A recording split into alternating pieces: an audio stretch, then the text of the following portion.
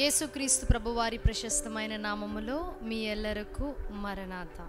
జీవాహారము అనే అనుదిన ఆధ్యాత్మిక కార్యక్రమానికి ప్రేమతో మిమ్మల్ని ఆహ్వానించుచున్నాము. ఈరోజు వాక్యాన్ని బైబిల్ గ్రంథము నుంచి మనం ధ్యానించుకుందాం. యోహాను సువార్త 8వ అధ్యాయము 10వ వచనం అలాగే 11వ వచనం. యేసు తల ఎత్తి చూచి, అమ్మా, వారెక్కడ ఉన్నారు?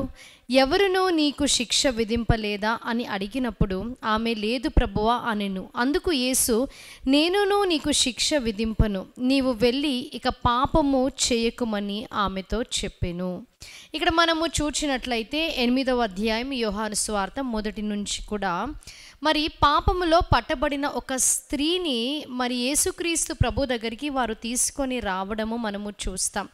అలాగనే మరి పాపములో పట్టబడిన స్త్రీని రాళ్లతో కొట్టి చంపివేస్తారని, మరి నీవు ఏమి చేస్తావని యేసుక్రీస్తు ప్రభువారిని వారు శోధించడం మనము చూస్తాం. వారు మరి అలాగునే అడగడం వలన యేసుక్రీస్తు ప్రభువారు మరి కిందికి వంగి నేలపై వ్రాయడము మొదలుపెట్టి ఉన్నారు.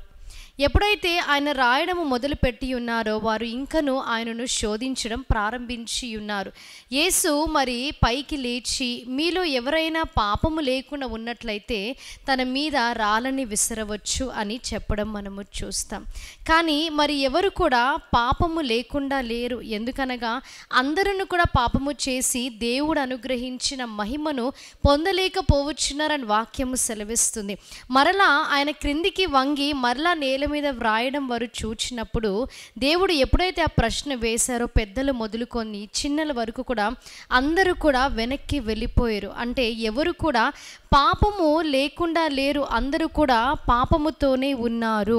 కాబట్టి తనని కొట్టడానికి ఎవరు కూడా ముందుకు రాలేదు. అప్పుడు ఆమెతో, ఆ పాపములో పట్టబడిన స్త్రీతో దేవుడు, మరి ఎవరును కూడా నిన్ను శిక్షింపలేదా అంటే, శిక్షింపలేదు దేవా అని తను చెప్పడం మనము చూస్తాం. నేను కూడా నేను శిక్షించను అని మరలా తనకు జీవమును దయచేశాడు. ఎందుకనగా వారు ఒకవేళ దేవుడు విడిచిపెట్టి ఉంటే రాళ్లతో చంపి మరి తనను అక్కడ వదిలివేసి వెళ్ళేవారు.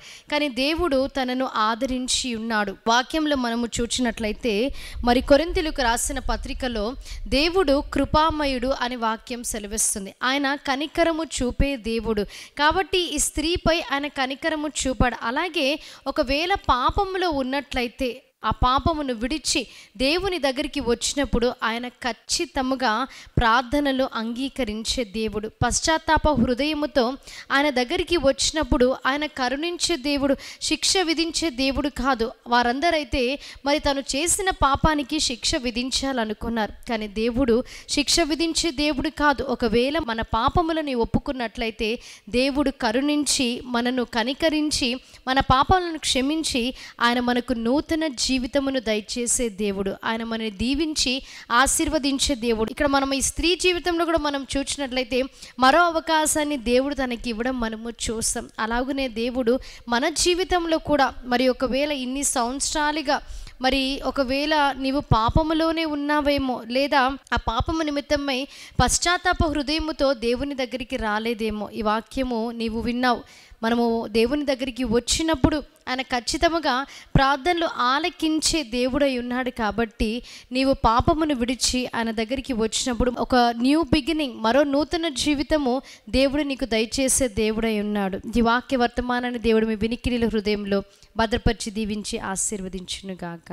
ఆమేన్. ప్రార్థన చేసుకుందాం. మహాగణుడా, మహోన్నతుడా, పరిశుద్ధుడా, మీకు స్తుతులు తండ్రి.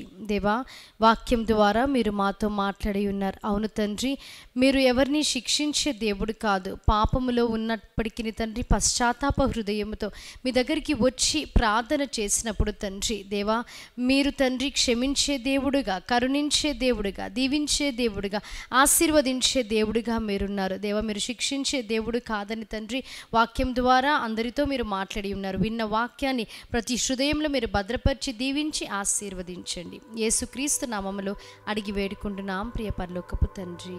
ఆమేన్. అందరికీ మరణాత. దేవుడి మిమ్మల్ని అందరినీ దీవించి ఆశీర్వదించునుగాక.